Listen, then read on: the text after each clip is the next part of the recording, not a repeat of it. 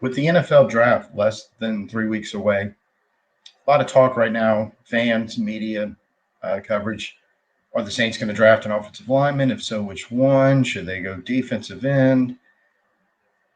And the whole time, I'm kind of wondering, are we asking the right questions? Are we asking them in the right order? And are we even starting off with the correct first question? I'm Tim. Let's talk Saints. A couple of weeks ago, maybe a month ago, somewhere around end of February, beginning of March, Dennis Allen gave an interview on the NFL Network where it was just after the new offensive coaching staff was hired. And he was talking about how they were all the new staff members were in the building at New Orleans with Dennis Allen, Mickey Loomis, Jeff Ireland, all the people from the front office in control of the roster, the upcoming draft.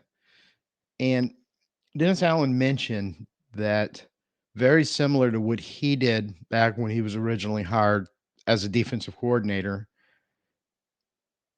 there was a conversation about what scheme we're running, what players, type of players, not specific by name, what type of players are going to fit that scheme and what we're trying to do. And it was about players currently on the roster, as well as with the scouting guys, Jeff Ireland and his group, to um, what we're looking for in the draft and to fill whatever needs we may have.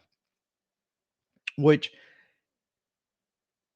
when you're talking about the two basic styles, schemes of running the ball, gap or man versus zone, when you look around the NFL, a lot of teams actually use some combination of both, but they tend to lean one way or the other. And the two most successful zone schemes that people talk about are Kyle Shanahan and how he uses it in his running game to help set up his passing game.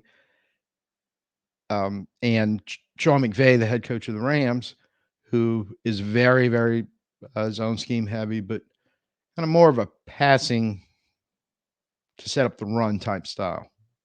So we hired Clint Kubiak out off of um, Kyle Shanahan's staff in San Francisco. He hires his assistants. They're all in the room having the conversations with the decision makers as far as the roster and the draft. And keeping that in mind, and myself, all 5 foot nothing and 100 and nothing of me, never played on the offensive line, never fully understood what was going on up there that goes into the skill players, the quarterback, the running backs, the receivers, what's going on to move the ball down the field. And I thought I had a basic understanding of it.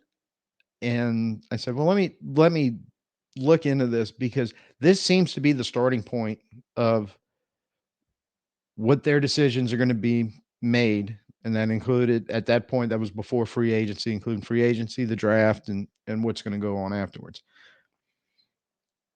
I thought I had a basic understanding. I really did not.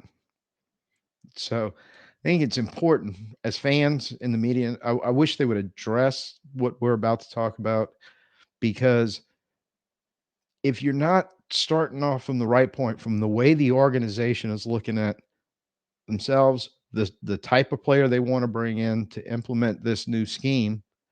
So what are we really talking about? Or are they on the roster already, or do we have to go find them, et cetera? And to have that conversation, you have to understand what the style, because I don't know how much gap heavy over zone the Saints were previously under Sean Payton, especially in recent years under Pete Carmichael. I know it was more gap than zone. And I know hiring Clint Kubiak, that's going to reverse. And how important is that? What exactly does it mean?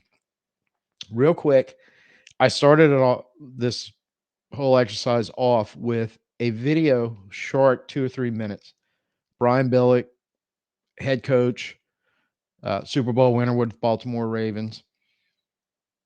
And he had a offensive coordinator, offensive line coach at the time for, I think it was the Falcons, give a very basic, with a whiteboard and a marker, just a real quick minute-long explanation, zone versus man. And Billick, at the end of it, summed it up this way, the explanation. He said, if it's a gap scheme or a man scheme, give me great players. If it's a zone scheme, give me great coaches. And I think it's very key statement that we keep in mind as we kind of go through this, because basically from the simplest version of both schemes, one relies on the skill and technique of the players to try to do what they want to accomplish. The other one requires the players understanding and communication with coaches and with players with each other, more so than the technique of angles and everything else that the gap scheme to push people out of the way. Probably doesn't make any sense to you, and it didn't really make any sense to me until I started kind of going into this a little bit, and then his comments made perfect sense. Now, we'll start off with just a really quick explanation of the gap scheme. I think the gap scheme for blocking was invented about 1 second after the game of football was first thought of. And it derives its name basically from typically offenses will use letters to um, identify the gaps. Some will use numbers, and all the gap is the space between offensive linemen. So the A gap is typically the space between the center and the guard. B gap between guard and tackle. C gap outside the tackle, and there happens to be a tight end there. It's defined by the space between the two. If not, it's off tackle to the outside. The why that's important and why this is also sometimes called the man scheme as well as the gap scheme is it is designed for the blockers to get space in a specific gap. And in the case of this play, they're running the ball basically towards the C gap. And all these little lines and dashes just signifying to the gap in the gap scheme to these blockers where they need to be and to clear the space out where the running back is trying to, or the ball carrier is trying to run the ball.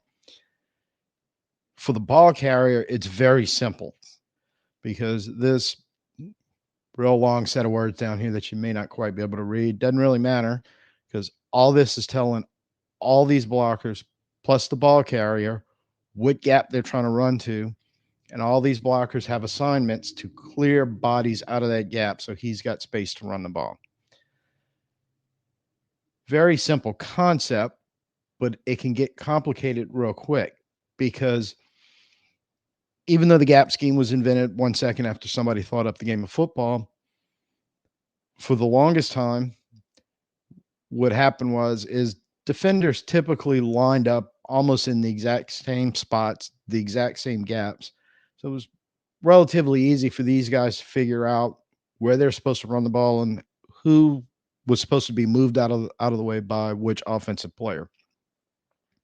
Defenses figured this out over the years, and they started moving players around both before the snap and after the snap. And the reason why I pulled this, and this is one of two of a chart that I think there's like 14 different variations on, is these are it's the exact same play, but who's blocking whom changes depending on what the defensive alignment is.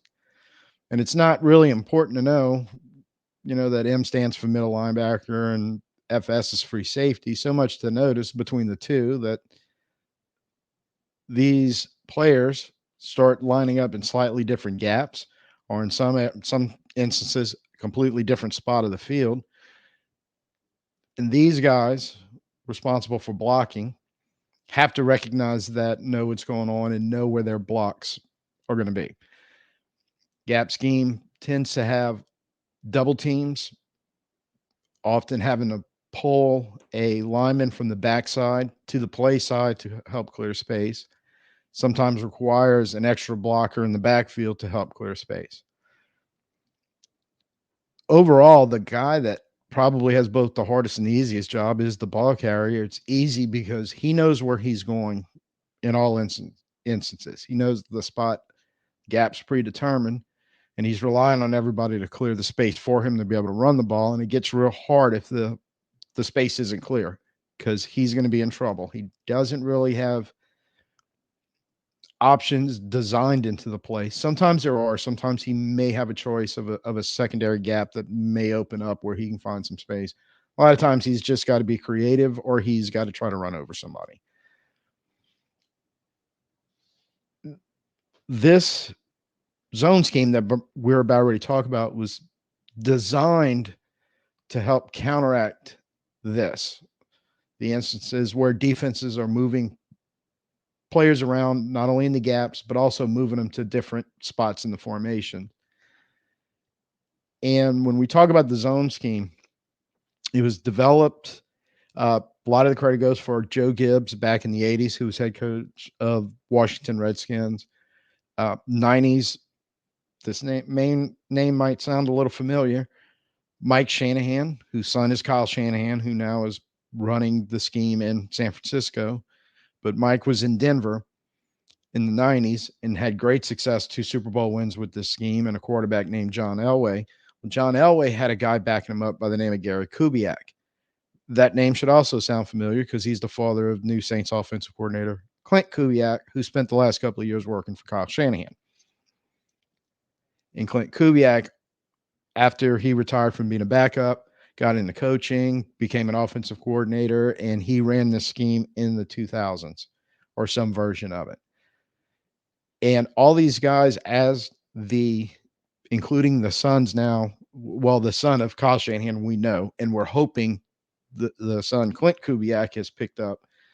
But as defensive schemes changed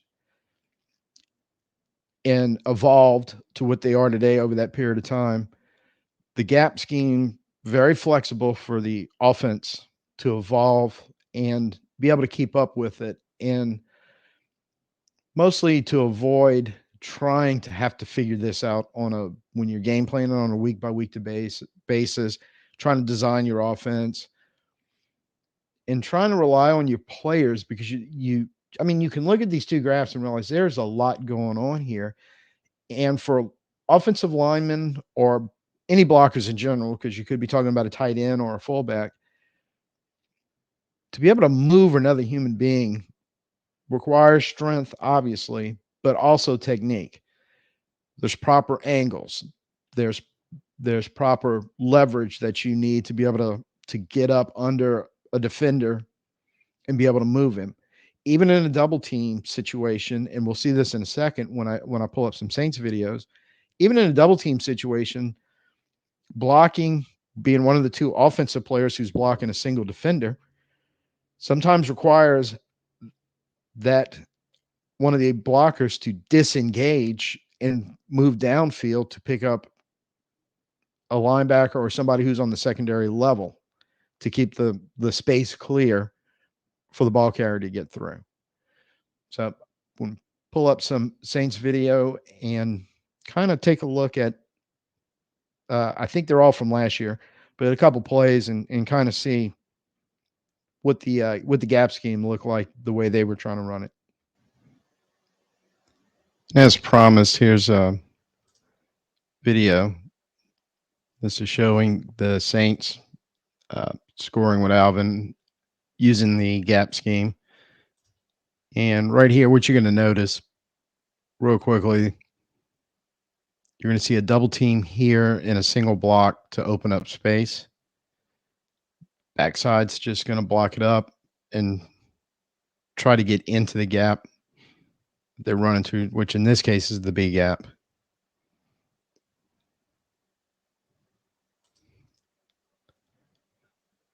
The double team, the single block.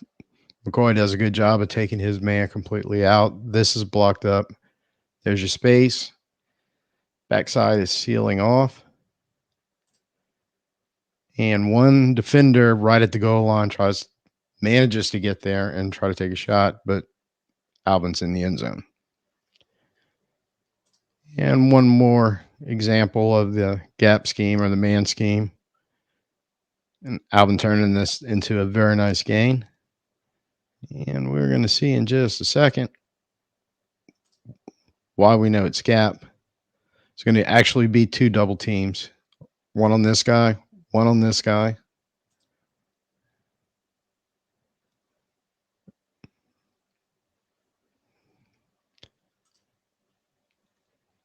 Space created.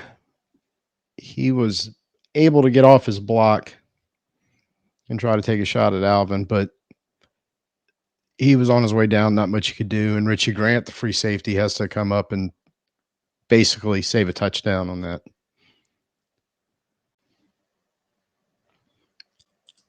So what I initially thought was going to be episode 9 is now going to be episode 9, part 1, and a little later in the week, episode 9, part 2. So we're going to break it off right here.